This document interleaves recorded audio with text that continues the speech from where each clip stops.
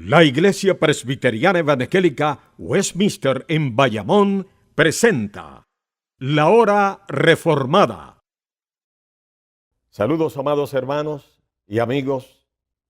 Estamos muy agradecidos por el respaldo que hemos tenido de ustedes a través de sus llamadas telefónicas y de su correspondencia. Estamos haciendo todo lo humanamente posible para que este programa de la Iglesia Presbiteriana Evangélica Westminster en Bayamón cumpla su propósito de que ustedes como televidentes tengan la oportunidad de crecer en el conocimiento de la palabra y con el propósito de que ustedes puedan entender cuál es el propósito de Dios para cada uno de ustedes. Es importante que sepan que en programas futuros tenemos planificado el traer personas invitadas muy especiales al programa cuyo testimonio será lo suficientemente inspirador para que cada uno de ustedes puedan sentirse identificados de una manera u otra con el mismo. Todos los domingos, al comenzar nuestro programa, tenemos la oportunidad de traer un tema, lo que nosotros le llamamos el tema de hoy. El tema de hoy es muy interesante. ¿Será la Biblia la palabra de Dios? La enseño a usted, amigo. ¿Será esta, la Biblia, la palabra de Dios? Este es un tema muy interesante, el cual cada uno de nosotros vamos a tener la oportunidad de entender a través del programa de hoy. La Biblia es un compendio de 66 libros, escrito por 40 autores. La Biblia es inspirada por Dios. Hay base para entender que es inspirada por Dios cuando leemos en Timoteo 3:16. Toda la escritura es inspirada por Dios y útil para enseñar, para redarguir, para corregir, para instruir. La Biblia está dividida en dos partes principales, el Nuevo Testamento y el Antiguo Testamento.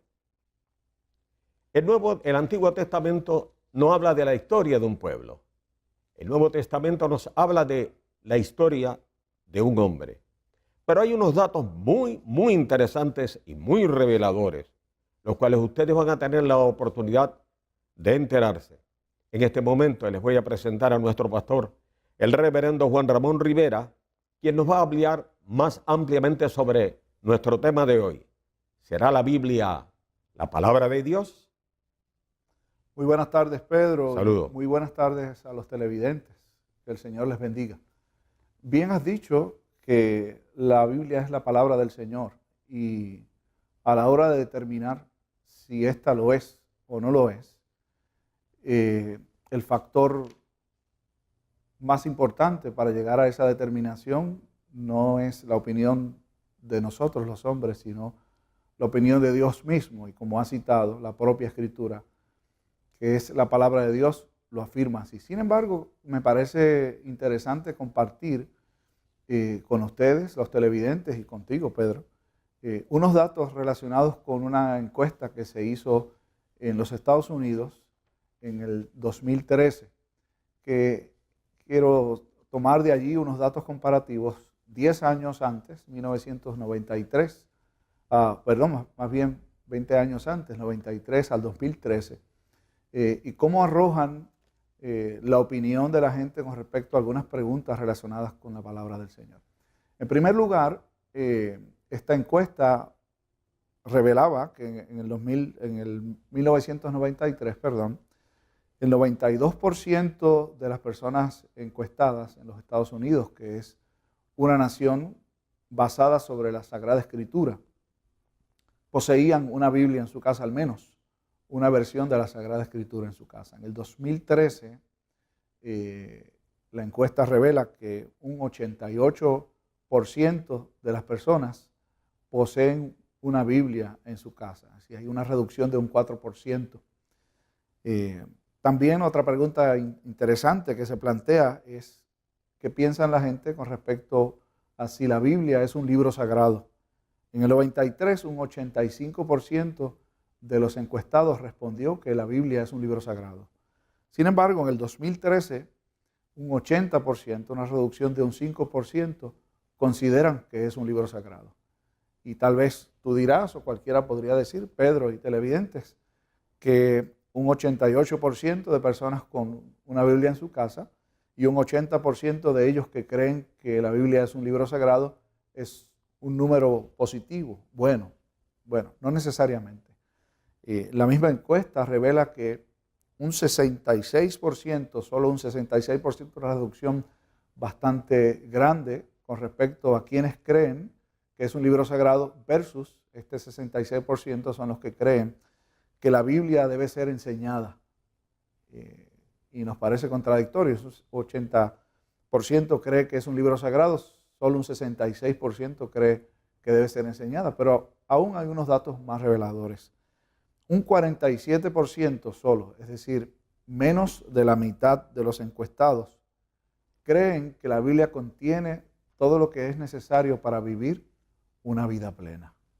Y aún más revelador e impactante, solo un 21% de estas personas encuestadas leen la Biblia con regularidad y creen que la Biblia es inspirada por Dios e inerrante. Todo esto me parece que debe ponernos a pensar. Vivimos en una cultura en donde pretende predominar el relativismo, es decir, que la opinión de las personas son las que determinan qué es verdad y qué no es verdad. Y lo que se cree con respecto a la Sagrada Escritura no está ajeno de esta tendencia. La pregunta que queremos invitarles a ustedes a plantearse: ¿será que la Biblia ha pasado de moda? ¿Será que la Biblia expiró? ¿O podemos decir con certeza que la Biblia sigue siendo, como ella dice de sí misma, que es la palabra de Dios? Durante la tarde de hoy estaremos escuchando un sermón titulado Fecha de Expiración, y forma parte de uno de los sermones del tema del mes con el que estaremos trabajando, que es el juicio final. Y plantea de alguna forma una pregunta que está estrechamente vinculada con qué creemos con respecto a la palabra del Señor. Si la Biblia ha expirado, el juicio final posiblemente es un tema que también ha expirado. Ciertamente, muchas personas, y tal vez cada vez más, piensan que el juicio final es un asunto que no necesariamente es algo con lo que vamos a tener que encontrarnos todos algún día. La pregunta del Catecismo Mayor, que da pie a la reflexión en esta tarde, quisiera que la compartieras con el público televidente. Pedro, por favor. La pregunta es la siguiente: ¿qué sucederá inmediatamente después de la resurrección? Y la respuesta es esta: inmediatamente después de la resurrección seguirá el juicio general y final de los ángeles y los hombres, cuyo día y hora nadie sabe, para que todos tengan cuidado y oren y estén preparados para la venida del Señor. Esta confesión de fe antigua pretende ayudar al pueblo de Dios en la reflexión acerca de temas que la Sagrada Escritura nos invita a estudiar. Nosotros, a su vez, le invitamos a que preste oídos con mucha atención al mensaje de la palabra del Señor que compartimos gustosamente con cada uno de ustedes en esta tarde. Quiera Dios que la reflexión de su corazón sea guiada por el Espíritu Santo de Dios y por la bendita, sagrada e inerrante palabra de Dios. Escuchemos.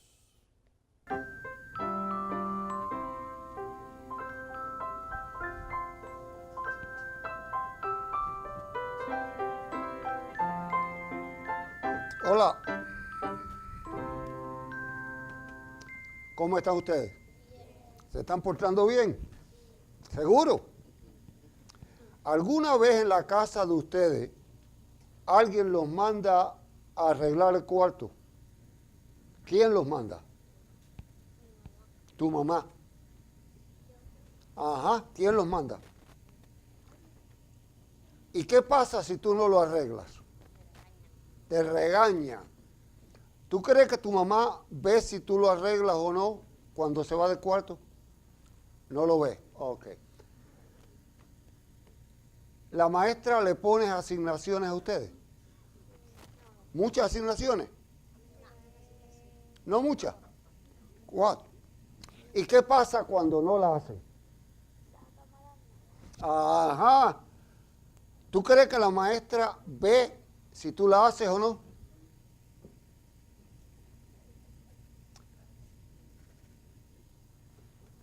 Cuando tú tienes un amigo o una amiga y te portas mal con él, aunque no se lo digas, él lo averigua, ¿verdad? Bueno, hay algo que yo quiero compartir con ustedes. Nadie sabe exactamente lo que uno hace solo. 1, 2, 3 personas. Uno tiene que responder por lo que uno hace. Pero hay algo muy interesante. Dios siempre está mirando. Siempre está presente. Y todo lo que en nuestra vida hacemos, Él lo sabe. Él lo ve. Podemos escondernos del maestro, de la maestra, de papá, de mamá, del policía. Podemos escondernos de cualquier persona, pero de Él nunca nos podemos esconder. Y llegará un día a todos nosotros, a todos, nos va a llegar un día en que Él nos va a preguntar. Ahora bien, hay una oportunidad que no tiene ni en la asignación, que no tiene ni en arreglar el cuarto, ni con los amigos. Dios nos ofrece un camino. Si ustedes miran para atrás, miren la mesa esa. Esa mesa representa que Jesús, que nunca falló, nunca cometió ningún error, pagó por todos los errores nuestros. Por tanto, si nosotros acudimos a Él y pedimos perdón, Él nos limpia y no hay castigo. Qué interesante, ¿verdad? Que Él puede limpiarnos para que no tengamos castigo. Pero estemos conscientes de que Dios nos ve y sabe todo lo que ocurre en nuestras vidas. Aunque mamá no lo sepa, aunque papá no lo sepa, aunque el policía no lo vea, Dios lo ve. Oramos juntos. Buen Dios, gracias, porque tú nos cuidas y tú nos amas. Y Señor, porque tú nos perdonas. En Cristo Jesús. Amén.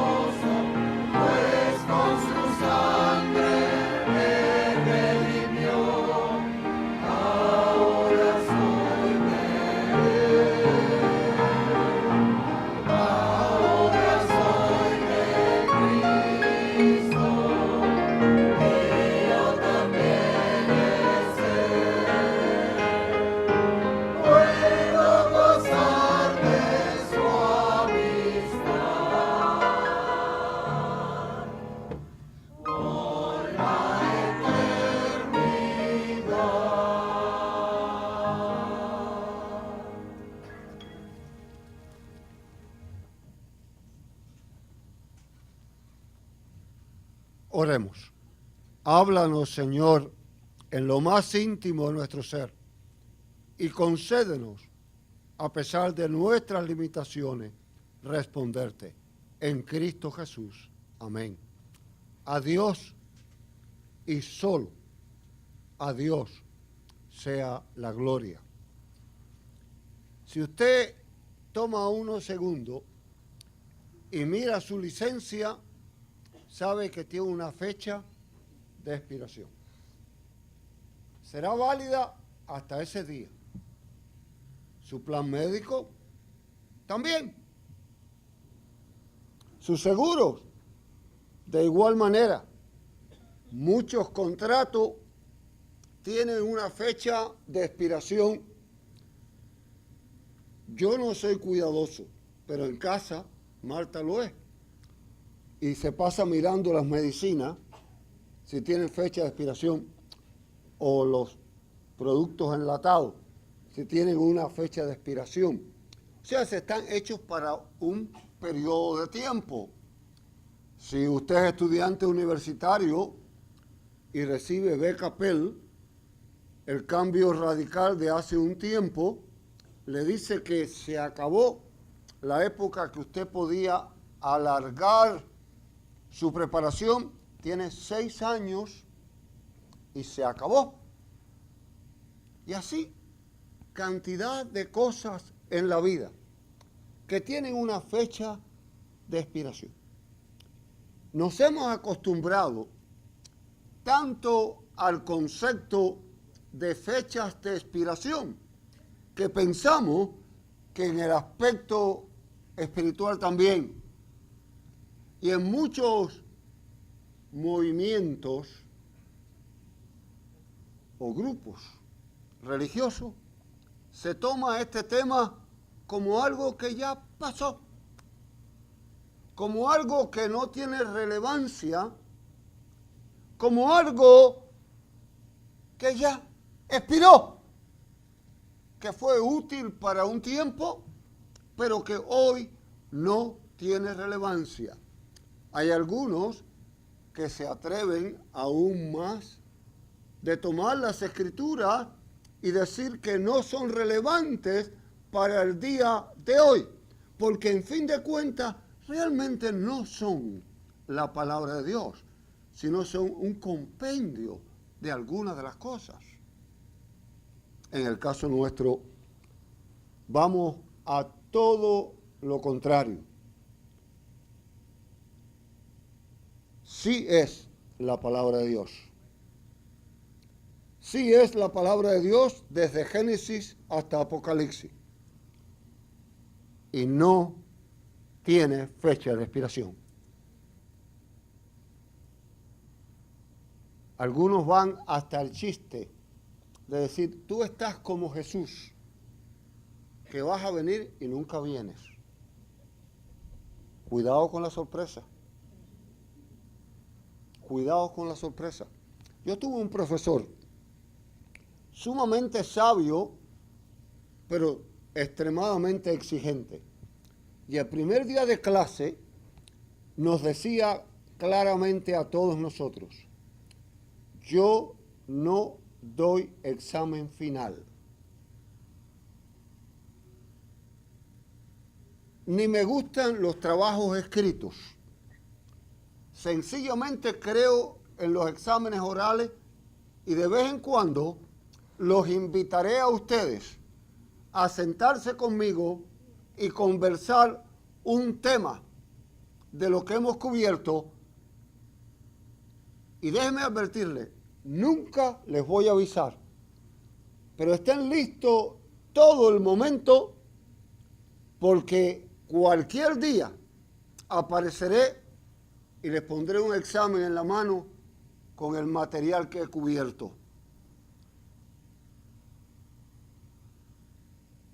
A la semana de clase se apareció y puso un examen. La mayoría lo pudimos trabajar muy bien porque estábamos apercibidos. Pero pasó otra semana y otra y en el grupo se fue relajando. A él se lo olvidó. A él no le gusta revisar exámenes. Él nos va a conversar. Pasaron 7 semanas. Y un buen día, con una sonrisa amplia, dijo, hoy es el día. Aquí tienen un trabajito, escríbanlo. Responde. El 80% de la clase se colgó. Y el comentario después en el patio es, yo no estaba preparado. Yo no estaba preparado. Y como buenos estudiantes al fin, se acercaron y le dijeron, es que no estábamos preparados. Y yo le digo, oh, eso yo lo sé, pero ese es el problema de ustedes, porque yo se los advertí. Y no cambió ninguna nota. El juicio final no tiene fecha de expiración. El juicio final está preparado para todos. Y analicen de cerca el pasaje. Desde bien temprano en el Antiguo Testamento se comenzó a hablar del juicio final. Y es en el Nuevo Testamento donde toma cuerpo y donde toma forma la enseñanza de una manera real. Hay muchas versiones, hay muchas ideas, hay múltiples enseñanzas. No obstante, si usted analiza las Escrituras, va a encontrar primero, Lucas lo hace bien claro cuando dice en el capítulo 21, los versos 25 y 26, que será como un lazo que llega sobre la humanidad. Hay dos conceptos de historia que usted tiene que tener muy claro. El concepto estoico, y que yo me temo que es hoy en día el más popular, que se llama el concepto de historia circular. ¿Qué quiere decir eso de historia circular? Quiere decir que la humanidad repite sus hechos, los va repitiendo y cada cantidad de cientos de años el mundo es destruido y comienza de nuevo a dar la misma vuelta, a hacer lo mismo y al final lo mismo. El concepto de historia dentro del cristianismo es distinto. Es el concepto lineal. Vamos hacia una meta. Vamos hacia un objetivo. Vamos hacia una razón. Ahora bien,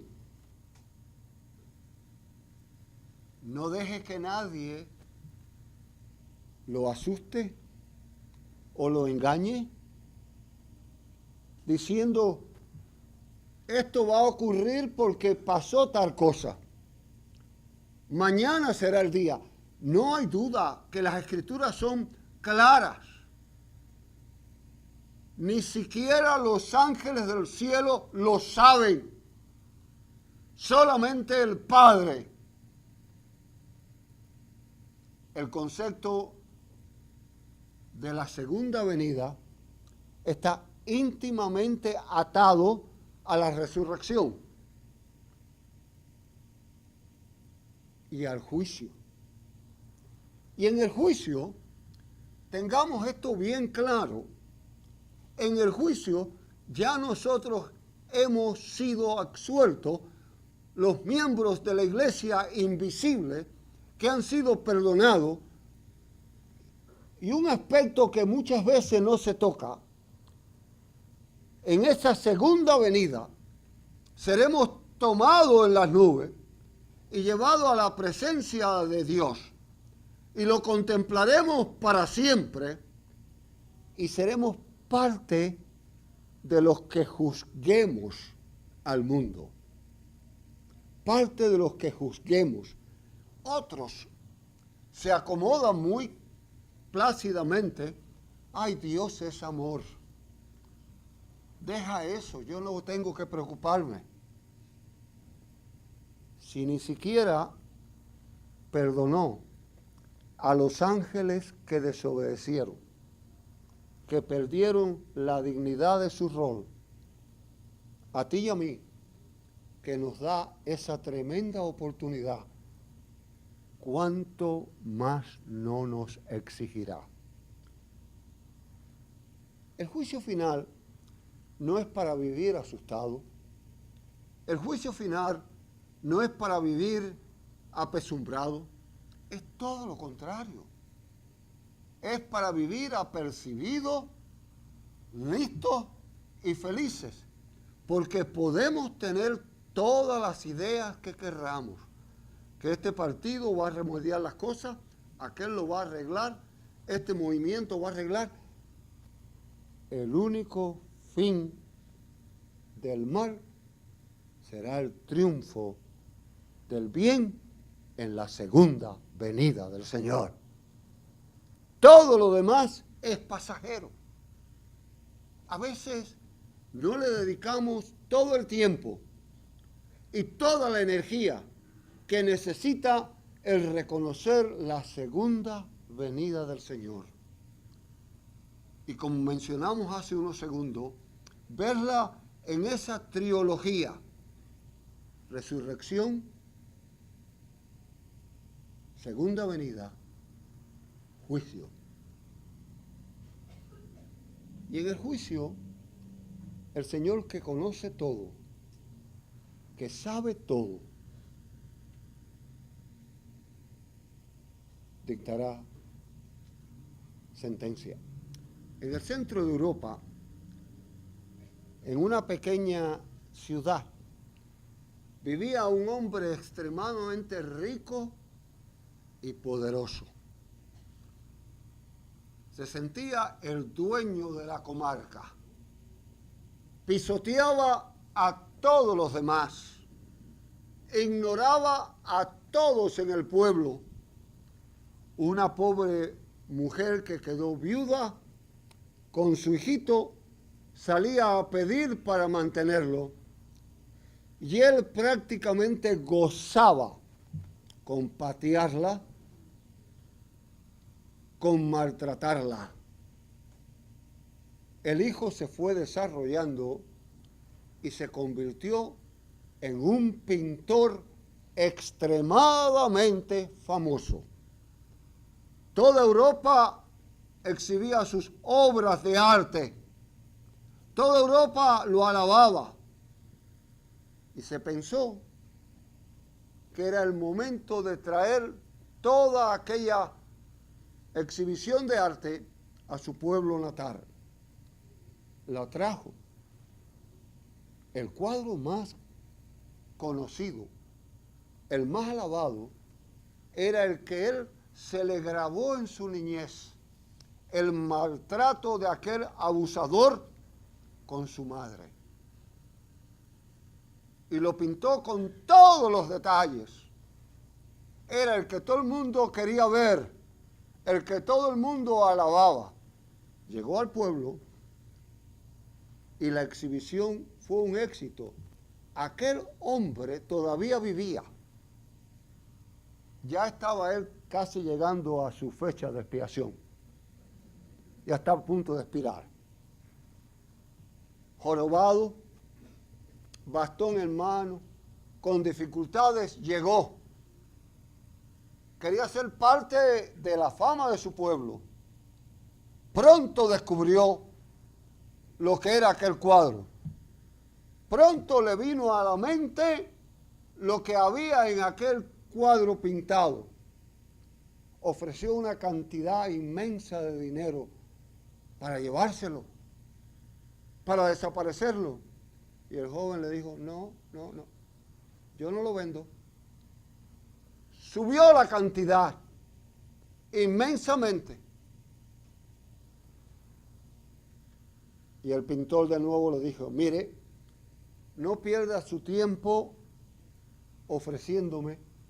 Ese cuadro no será vendido. Ese cuadro no tiene valor material. Es un recuerdo perenne. Qué distinta es la historia tuya y mía. El cuadro de nuestros errores,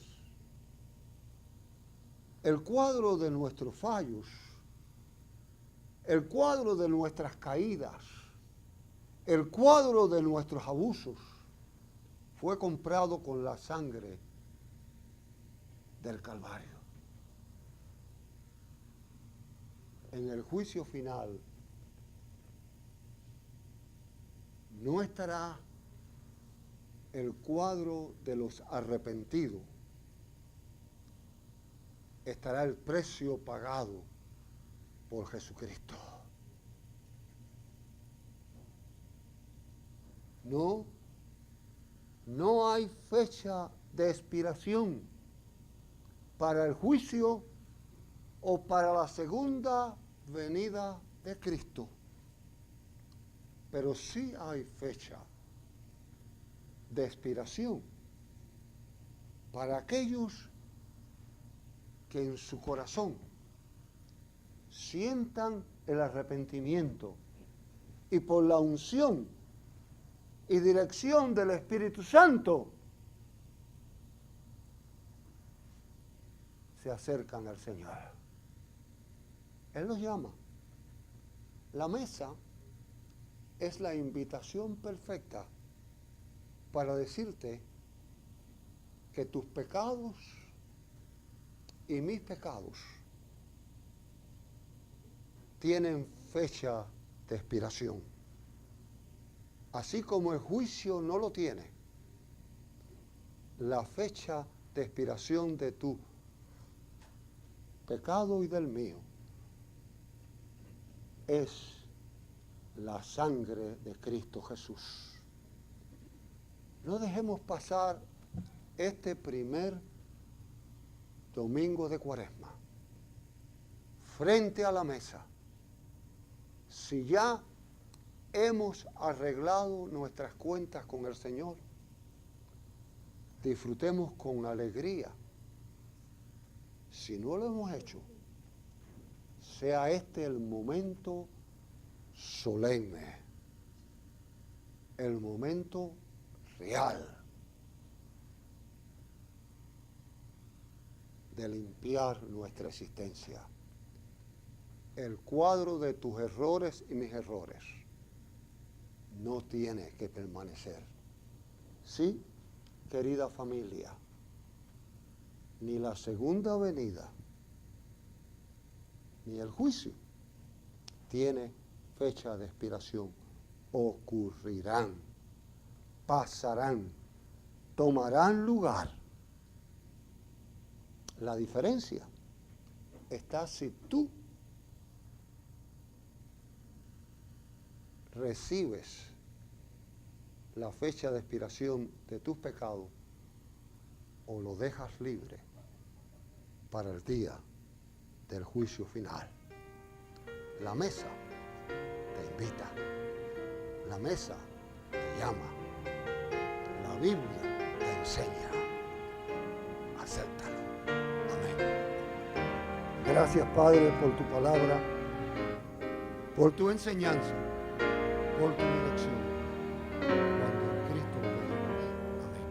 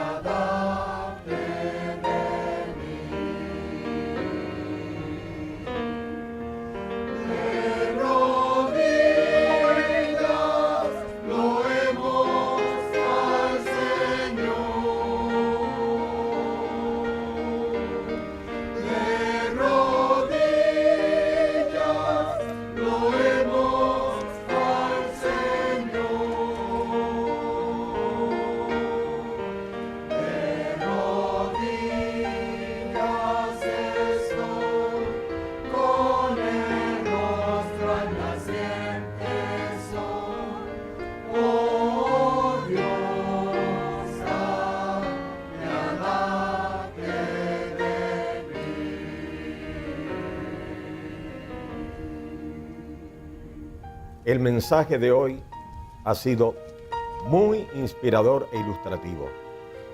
La mayoría de nosotros estamos muy pendientes a la fecha de expiración de lo que compramos, sean alimentos, medicamentos, las damas cosméticos, etc. La fecha de expiración es el día límite para un consumo o uso óptimo desde el punto de vista salubrista. Es la fecha a partir de la cual, según el fabricante, el producto ya no es seguro para la salud del consumidor. Hay un reciente estudio que dice lo siguiente: solo el 44% de los consumidores lee siempre las etiquetas de los productos y un 56% piensa que las etiquetas no le son útiles. Le pregunto yo a usted ahora, ¿tiene la Biblia una fecha de expiración? Nuestro pastor, el reverendo Rivera, nos va a hablar sobre el particular. Bien, hemos podido escuchar en la tarde de hoy, en el sermón que fue predicado hace unos instantes, que en esencia casi todo tiene una fecha de expiración. Como escuchamos, nuestra licencia de conducir tiene una fecha de expiración. Las tarjetas que utilizamos para hacer compras, las tarjetas de plan médico, tienen una fecha de expiración. Los alimentos, como bien has dicho, Pedro, también tienen una fecha de expiración. Nosotros, todos, tenemos una fecha de expiración. Dice el salmista inspirado que nuestros días están todos contados, lo cual quiere decir que Dios ha determinado el día en que nuestra existencia aquí en la tierra habrá de concluir. Sin embargo, no todo tiene fecha de expiración. El Señor dice, el cielo y la tierra pasarán, pero mis palabras no pasarán. En medio de un mundo de incertidumbre, de cambio constante, en donde lo que hoy es, mañana probablemente deje de serlo. Todos necesitamos tener un punto de referencia que no cambie, que no tenga fecha de expiración. Y la Biblia, la palabra de Dios, es ese punto de referencia que podemos tener tangible con nosotros. Todo puede cambiar, pero la palabra del Señor no va a cambiar. Y esa palabra del Señor nos enseña, nos dice, de hecho, debe guiar nuestra manera de pensar, nuestra manera de entender la vida, de entender nuestra propia experiencia. Algún día va a haber un juicio, llamado en la Sagrada Escritura el juicio final. Es el día en donde todos tendremos que comparecer delante del Señor. Y la intención nuestra no es que este sea un mensaje aterrador o que de alguna forma te invite a la incertidumbre, muy por el contrario. La Sagrada Escritura nos ha sido dejada para que sepamos, conozcamos cuál es el plan de Dios. Y ese plan de Dios es entendido cabalmente cuando entendemos quiénes somos los seres humanos, nuestra temporalidad, nuestra finitud, por un lado. Y por otro lado, el gran, maravilloso y único amor de Dios que excede a todo conocimiento. Y es el deseo y la voluntad de Dios que el día en que comparezcamos delante de Él, podamos hacerlo sin temor alguno, en la convicción y seguridad de que cuando estemos en su presencia, el Señor habrá de declararnos absueltos. Pedro y amigos que nos escuchan, la Sagrada Escritura enseña que el día del juicio final, los creyentes no solo seremos declarados absueltos, sino que también habremos de juzgar juntamente con Jesús, que vendrá en ese momento como Rey, Señor y Juez. Y hay un par de pasajes de la Sagrada Escritura que quisiera que pudieras leer. El primero de ellos se encuentra en la carta del apóstol Pablo a los Romanos, en el capítulo 8, los versos 33 y 34. Y el segundo en la primera carta de Pablo a los Corintios, el capítulo 6, el versículo 2. Dice así la palabra del Señor en Romanos 8, 33, 34. ¿Quién acusará a los escogidos de Dios? Dios es el que justifica. ¿Quién es el que condenará? Cristo es el que murió, más aún el que también resucitó, el que además está a la diestra de Dios, el que también intercede por nosotros. Veamos qué nos dice entonces 1 Corintios 6, 2. ¿O no sabéis que los santos han de juzgar a los mundos? Y si el mundo ha de ser juzgado por vosotros, sois indignos de juzgar cosas muy pequeñas. Así habla la palabra del Señor. Lo cual significan buenas noticias ¿Puede un ser humano estar seguro, convencido, sea que llegue el momento de la muerte o que llegue el momento cuando vayamos delante del Señor en el día final, de que podemos ir delante de Él con la certeza de que habremos de ser declarados absueltos? Ciertamente sí podemos hacerlo. Es el deseo y la voluntad de Dios. Dice en otro lugar la Sagrada Escritura: estas cosas se han escrito para que sepáis que tenéis vida eterna. Es decir, Dios desea que usted y yo tengamos la seguridad de que podemos tener vida eterna en virtud de nuestra confianza en el sacrificio perfecto que Jesús hizo por nosotros en la cruz. Y más aún, que habremos de juzgar juntamente con Él. Por otro lado, no podemos negar la realidad de qué es lo que la Escritura enseña con respecto a aquellos que no han depositado aún su confianza en Jesús para la vida eterna. Me gustaría, Pedro, que compartieras con los televidentes lo que dice la Sagrada Escritura en el Evangelio según San Mateo, el capítulo 25, de allí el verso 43. Y dice así la palabra del Señor: fui forastero y no me recogisteis. Estuve desnudo y no me cubristeis. Enfermo y en la cárcel y no me visitasteis. Ese día al que hace referencia esta porción de la Sagrada Escritura será el gran día final en donde el Señor habrá de juzgar a los vivos y a los muertos, y a aquellos que no creen en Él y que con sus actos no han demostrado su fe y su relación con Jesús como su Salvador y con Dios como nuestro Padre. La Sagrada Escritura enseña que lo que les espera será el juicio y el castigo eterno. Dios desea que usted, que nos escucha, pueda en este día recibir el mensaje que consuela, que da paz, que ofrece seguridad. Este es el mensaje que se desprende de la bendita palabra de Dios. Y es una invitación constante.